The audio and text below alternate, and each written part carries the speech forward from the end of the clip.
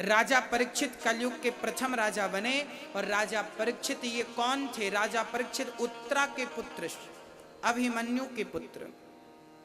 एक दिन राजा परीक्षित भ्रमण करने निकले कि मेरी प्रजा किस प्रकार का व्यवहार कर रही है, किस प्रकार का रहन सहन है। जाकर देखा तो एक गाय और एक बछड़ा, गाय और बछड़ा दोनों को एक काला आदमी पाद प्रहार कर रहा था, मार रहा था। गाय रो रही थी, बछड़ा रो रहा था। बछड़े के 3 पांव तोड़ दिए उस काले आदमी ने मार मार के। एक पांव से बछड़ा खड़ा है और मां को देखता जा रहा है, रोता जा रहा है। राजा परीक्षित ने इस दृश्य को देखा, टूट पड़े। मूर्ख कौन है तू? मेरी गाय मेरे बछड़े को मारने वाला, अभी तुझे मौत के घाट उतारता हूं। तलवार निकाली, उस आदमी की तरफ बढ़े। वो आदमी चरणों में गिर पड़ा, महाराज मेरा नाम कलयुग है। कौन था वो? कौन था वो? कलयुग था।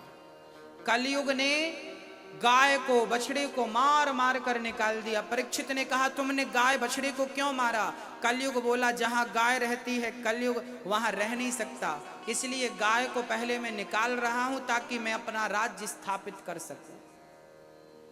याद रखना मेरी माँ, पहले के लोग गाय पालते थे, जहां गाय होती थी वहां गोविंद होते थे।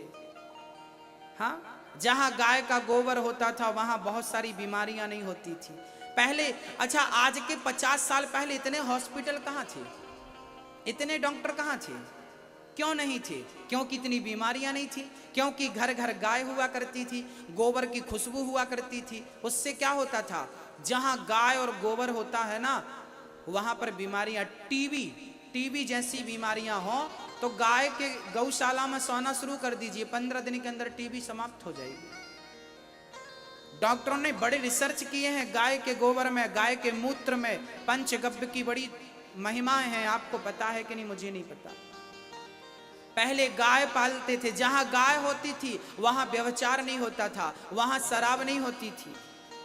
अच्छा, पहले के जमाने में, आज के 20, 25, 50 साल पहले क्या इतनी शराब लोग पीते थे? हाँ ना बोलो, नहीं पीते थे, क्योंकि पहले गाय का दूध पीने की आदत थी, छाछ पीने की आदत थी। अब गाय नहीं है, दूध नहीं है, छाछ नहीं है तो शराब पीते हैं। पहले गाय पालने का फैशन था, आजकल कुत्ते पालने का फैशन है। मैडम कुत्ते की टट्टी साफ करती है, शर्म नहीं आती। गाय का गोबर उठाने में इनको हाथ खराब होते हैं। और कुत्ता, बड़ी बड़ी मैडम कुत्ते को घुमाने ले जाते हैं। यही तो कलयुग है।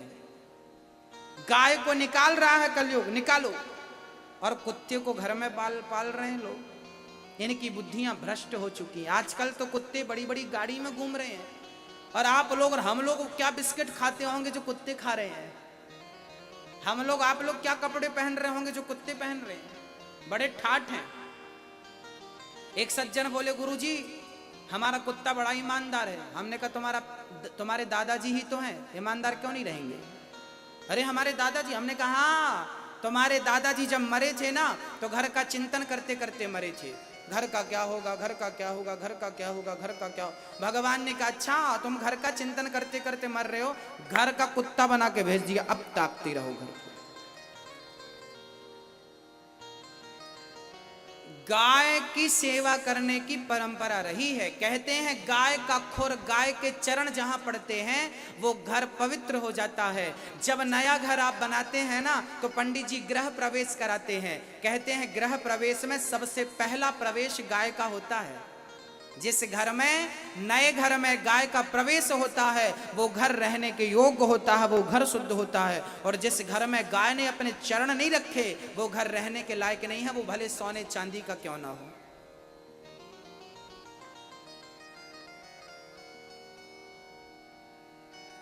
राजा परीक्षित ने कलयुग से कहा मेरे नगर से निकल जा। कलयुग बोला महाराज मुझे रहने की कुछ जगह तो दे दो। कहां रहेगा कलयुग? तब राजा परीक्षित ने कलयुग को रहने के लिए 4 कमरे बनवाए। आपके हरिगंगानगर इस एरिया में कलयुग रहता है कि नहीं? कलयुग कहां कहां रहता है जरा सुनिएगा। द्यूतम पानम स्त्रियः सूना यत्र धर्मश्चतुर्विधा। कलयुग का पहला ठिकाना है जुआ। जुआ। अच्छा भैया जी, दादाजी, आप लोग खेलते हैं कि नहीं? ताश खेलते? आजकल मोबाइल पे लोग ताश खेलते। सुधरने वाले नहीं है।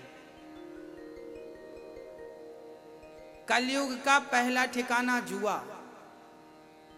जुआ खेला था कौरवों ने तो नाश नहीं हुआ, सर्वनाश हुआ। जुआ खेलने वालों का सर्वनाश होता है। आप में से कोई खेलता है क्या? नहीं, जुआ मत खेला करिए। कौरवों ने जुआ खेला था, सर्वनाश हुआ। और जुआ के कारण ही महाभारत हुआ। जुआ के कारण ही द्रौपदी की लाज लूटी गई थी। जुआ ना होता तो नारी का अपमान ना होता, और जुआ ना होता तो महाभारत ना होता। कारण महाभारत का जुआ है। सोचिए, जुआ क्या कराता है? महाभारत कराता है। जुआ क्या कराता है? बहन बेटी की लाज को लुटवाता है ये जुआ। इसलिए जुआ मत खेलिए। जुआ खेल रहे हैं? अच्छा, आप में से कौन से पिता चाहते हैं कि आपका बेटा बहुत बड़ा जुआड़ी बने? क्या आप चाहते हैं कि आपका बेटा जुआड़ी बने? हाँ या ना? नहीं चाहते ना? आप ये नहीं चाहते कि मेरा बेटा जुआड़ी बने। जब आप अपने बेटे को जुआड़ी नहीं बनाना चाहते तो आप खुद क्यों जुआड़ी हैं भाई? आप खुद जुआ खेलना बंद कर दीजिए। कलयुग का प्रथम स्थान जुआ है। आपके नगर में खेलते हैं कि नहीं जुआ? सबसे ज्यादा जुआ बूढ़े लोग खेलते हैं, और अकेले बूढ़े नहीं खेलते, बच्चों को बुलाते हैं, तुम भी खेलो, तुम भी खेलो। एक दादाजी से हमने कहा, दादाजी आप जुआ खेल रहे हैं? अरे महाराज जी टाइम पास कर रहे हैं, जुआ नहीं है। हमने कहा टाइम पास क्या करोगे? अब तो टाइम आपको ही पास करने वाला है, आप क्या टाइम पास करेंगे? टाइम तो अब आपको ही पास करेगा। इसलिए जो समय बचा है जुआ नहीं, कीर्तन करिए। पहले के दादाजी बच्चों का हाथ पकड़ के मंदिर ले जाते थे। आजकल के दादाजी बच्चों को गोद में बिठाते हैं और सामने पत्ते होते जुआ हो, और नाती गोद में बैठा है। बताइए दादा बच्चे के संस्कार के साथ कितना बड़ा खिलवाड़ कर रहे हैं। ऐसे दादाजी को तो डंपर में भर के सीधे हरिद्वार भेजना चाहिए, और गंगा जी में विसर्जन। वहां रहेंगे, वहां भी खेलेंगे। इनका तो ना रहना ही अच्छा है। इनका रहना अच्छा नहीं है। बिच्छू रहेगी तो डंक मारेगी, गाजर घास रहेगी तो वो नुकसान करेगी। ये भी गाजर घास है। ये जहां रहेंगे जुआ खेलेंगे, इसलिए इनको गंगा जी में विसर्जन कर दो। हम तो कहते हैं अपनी आदत को विसर्जन कर दो, जुआ खेलने की आदत को। नहीं तो खुद विसर्जित हो जाओगे, जल्दी से सर्वनाश करके और जाओगे। द्यूतम, कलयुग का पहला ठिकाना जुआ। दूसरा ठिकाना पानम, बोले तो शराब। जहां शराब है वहां कलयुग है। शराब पियोगे तो नाश नहीं होगा, सर्वनाश की व्यवस्था। आप लोग पीते तो नहीं है? एक सज्जन हमारे पास आए, महाराज जी आप भी पियो। गरम गरम ले आए गिलास में। हमने कहा क्या है? बोले अंगूर की निकाली, ताजी ताजी, पी लो। हमने कहा पिएंगे तो क्या होगा? बोले 12 घंटे ऐसी मस्ती चढ़ेगी, उतारी नहीं उतरेगी। हमने कहा फिर 12 घंटे बाद क्या करेंगे? बोले दूसरा पैक चढ़ा लेना। हमने कहा फिर उतर जाएगा, क्या करेंगे? बोले तीसरा पैक चढ़ा लेना। बोला हमारी दुकान से आपके लिए फ्री, जितना चाहे पियो। हमने कहा साहब हम पीते तो हैं, पर तुम्हारी वाली नहीं पीते, क्योंकि तुम्हारी वाली 12 घंटे में उतरती है। हमने एक बार ऐसी पी रखी है कि एक बार ही पीनी पड़ती है, जन्म जन्म तक नहीं उतरती वो। जाम पर जाम पीने से क्या फायदा? रात बीती उतर जाएगी। हरि नाम का जाम पी ले बंदे, तेरी जिंदगी सुधर जाएगी। जिंदगी को सुधारना है तो राम नाम का प्याला, कृष्ण नाम का प्याला पियो, जिससे कल्याण होना। ये वाली तो रात बीती उतर जाएगी। आपकी वाली में दम नहीं है, हमारी वाली में बहुत दम है। ये इतनी मस्ती देती है आपको। मीराबाई ने इसी को पिया था। हाँ, आज तक हम लोग मीरा का नाम जपते हैं। आज तक हमने मीरा को याद किया है, और मीरा, हम मर जाएंगे फिर भी मीरा भक्तों के हृदय में जिंदा रहेगी। स्वामी विवेकानंद जी ने यही प्याला तो पिया था, तुलसीदास जी ने यही प्याला पिया था, कबीरदास, सूरदास, रैदास भक्त नरसिंह मेहता ने यही प्याला तो पिया था, आज तक भक्तों के हृदय में जिंदा है। और आप जो पीते हैं किसी गंदी नाली में पड़े हुए मिलेंगे ये लोग। आपकी वाली अच्छी नहीं है इसलिए छोड़ दो, हमारी वाली पियो। राम नाम का प्याला पियो, कृष्ण नाम का प्याला एक बार पी लो तो काम बन जाए। भक्तों, जहां शराब है वहां कलयुग है। शराब क्या है? बुद्धि भ्रष्ट कर देती है। शराब क्या करती है? बुद्धि को शून्य कर देती है। इसलिए शराब मत पीजिएगा। सोचने समझने की जो क्षमता है ना, शराब उसे समाप्त कर देती है। आप में से कोई पीता तो नहीं है? अच्छा, कितने लोग पीते हैं? हाथ उठाओ। एक भी नहीं पीता। भोपाल के लोग अच्छे हैं, एक भी नहीं पी रहे। अच्छा, जो नहीं पीते वो हाथ उठाएं। दादाजी आप नहीं उठा रहे हो? वहां चश्मा लगाया। चढ़ाते हो कभी कभी क्या? चलिए, अच्छा है आप नहीं पीते, ये विशेष कृपा है मेरी ठाकुर जी की, गोविंद की आप पर। कलयुग का दूसरा ठिकाना शराब, तीसरा ठिकाना द्यूतम पानम स्त्रिया, चरित्रहीनता। जहां व्यक्ति चरित्र से गिरा, पुरुष हो या स्त्री हो, चरित्रहीन लोग जहां होते हैं वहां भी कलयुग होता है। इसलिए चरित्र का ख्याल रखिए। और सूना अर्थात मांस, अंडा। आप में से कितने लोग हैं जो अंडे खाते हैं? जो खाते हैं हाथ उठाओ। जो अंडा खाता हाथ उठाओ ईमानदारी से। बच्चा, आप बेटा आप खाते हो अंडा? अंडा खाते हो आप? आप खाते हो? आप नहीं खाते? अच्छा, आप खाते हो अंडा? नहीं। आप अंडा खाते हैं? हाथ उठाओ। खाते हैं तो ये बच्चे खाते हैं अंडा। तो मम्मी खिलाती है कि पापा? पापा। ये छोटे छोटे बच्चे हैं, 4-5 साल के बच्चे हैं, पापा अंडा खिलाते। ले बेटा अंडा खा। अच्छा बेटा, आप अपने पापा से एक प्रश्न करना, पापा से कहना कि अंडा क्या है। अरे मुर्गी का बच्चा ही तो अंडा है। अंडे को ना छेड़ा जाए तो अंडे के अंदर से क्या निकलता है? बच्चा निकलता है कि नहीं मुर्गी का? सोचिए, आप किसी के बच्चे को खा रहे हैं। अंडा खाना मतलब किसी मुर्गी के बच्चे को खा लेना। आप अभी से बच्चों के संस्कार बिगाड़ेंगे। यही बच्चे बड़े होकर जब तुम्हारी पीठ में लाठियां बरसाएंगे ना, तो बिल्कुल मत रोइएगा। संस्कार मां बाप से ही बनते और बिगड़ते हैं। हाँ, मुर्गी के बच्चे को आप खा जाते हैं, आपको लज्जा नहीं आती क्या? दाल नहीं है, रोटी नहीं है, सब्जी नहीं है, 56 भोग नहीं है खाने को, क्या अंडा खाते हैं आप लोग?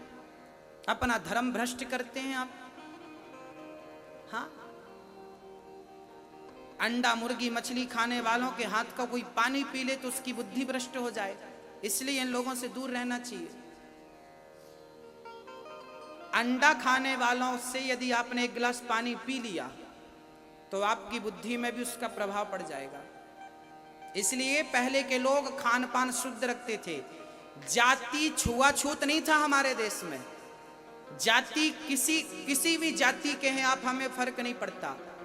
हमें आपसे जाति का छुआछूत नहीं है, परंतु आप अपने कर्मों से गिर गए हैं तो आप च्युत हो गए हैं। आपके हाथ का पानी कौन पिएगा? आप भले जाति के ब्राह्मण हैं, परंतु आप गलत कर रहे हैं तो आपके हाथ का कोई पानी पिएगा तो उसकी बुद्धि भ्रष्ट हो जाएगी। जाति के क्षत्रिय हैं, यदि आप अपने धर्म से गिर गए हैं तो आपके हाथ का कोई पानी पिएगा तो उसकी बुद्धि भ्रष्ट हो जाएगी। आप जाति के वैश्य हैं, आपके हाथ का कोई पानी पिएगा तो उसकी बुद्धि भ्रष्ट हो जाएगी। आप जाति के शूद्र हैं, आपके हाथ का कोई पानी पिएगा तो क्या होगा? यदि आप अपने धर्म से च्युत हो गए हैं तो आप अपवित्र हैं, और यदि आप अपने धर्म में अडिग हैं तो सबरी शूद्र जाति की थी, उस सबरी के जूठे बेर भगवान ने खाए क्योंकि वो धर्म परायण स्त्री थी। यदि आप धर्म से जुड़े हैं, सत्कर्म से जुड़े हैं, सत्संग से जुड़े हैं, खान पान आपका अच्छा है, व्यवहार संस्कार अच्छे हैं, तो आपके हाथ का भोजन कर लेना चाहिए। और यदि आप अपने धर्म से गिर गए हैं तो आपके हाथ का पानी भी नुकसानदायक है। बस ये समझिए। हाँ, इसलिए अपने धर्म की रक्षा आपको ही करनी पड़ेगी। धर्मो रक्षति रक्षिता, पड़ोसी करने नहीं आएगा। अंडा मुर्गी मांस आप खाएंगे तो भ्रष्ट हो जाएंगे आप। इसलिए अभी भी वक्त है, गलत मत करिए। किसी अच्छा, एक मछली, मरी हुई मछली मैं आपके सामने रखता हूं, क्या मरी हुई मछली को आप जिंदा कर सकते हैं? हाँ या ना? नहीं कर सकते ना। आप मरी हुई मछली को जिंदा नहीं कर सकते, तो जिंदा को मारने का अधिकार किसने दिया? यदि किसी को जान दे नहीं सकते, अर्थात किसी को जीवन दान दे नहीं सकते, तो किसी की जान लेने का अधिकार किसने दिया? आपको ये बताइए। लेने का अधिकार है आपको। यदि आप किसी को जिंदा कर सकते हैं तो ठीक है, ठीक है कि आप भी किसी के प्राण ले लो, पर आप, इसलिए कहता हूं, राजा परीक्षित ने कलयुग को 4 कमरे बनवाए। 5वां कमरा बनवा, 5वां कमरा क्या था? बोले 5वां था स्वर्ण गोल्ड। राजा परीक्षित ने स्वर्ण की मुकुट पहन रखी थी, वो जरासंध की थी। जरासंध के को मारकर भीम भैया ने वो मुकुट ले आई, और वही मुकुट आज राजा परीक्षित ने पहनी, तो राजा परीक्षित की बुद्धि भ्रष्ट हो गई। कलयुग राजा परीक्षित के सिर पे चढ़ गया, और राजा परीक्षित की बुद्धि। अच्छा, कलयुग क्या करता? बुद्धि भ्रष्ट कर देता है। शराब क्या करती है? बुद्धि भ्रष्ट कर देती है। और जिसकी बुद्धि भ्रष्ट हो जाएगी तो उसका पतन हो जाएगा, उसका सर्वनाश हो जाएगा। अपनी बुद्धि ही तो बचानी है, अपना विवेक ही तो बचाना है। रावण की बुद्धि भ्रष्ट हो गई तो सीता को चुरा के ले आया। हाँ, जब भगवान दंड देते हैं ना तो बुद्धि भ्रष्ट कर देते हैं। विनाश काले विपरीत बुद्धि। यदि देखिए, हम कथा सुना रहे हैं आपको 3 घंटे तक कथा सुना रहे हैं ना, यदि धोखे से मेरी मुंह से कोई गलत बात निकल जाए, कुछ भी गलत शब्द निकल जाए धोखे से, तो क्या होगा? अच्छी बातें हाईलाइट नहीं होंगी, पर वो गलत बात निकल जाए तो लो महाराज जी ने ऐसा कहा, हमारा अभी बवाल हो जाएगा। जब मेरी बुद्धि भ्रष्ट होगी ना तो मेरे मुंह से गलत निकलेगा। जब तक मेरी बुद्धि में भगवान का वास है तब तक मेरी वाणी से भगवान की चर्चा निकल रही है, और जब मेरी बुद्धि में कलयुग का वास हो जाएगा तो मेरी वाणी से गलत गलत निकलेगा। बस मेरी माँ, जिनकी बुद्धि भ्रष्ट हो चुकी है वही गलत बातें करते हैं, इनकी बुद्धि में कलयुग आके बैठा है।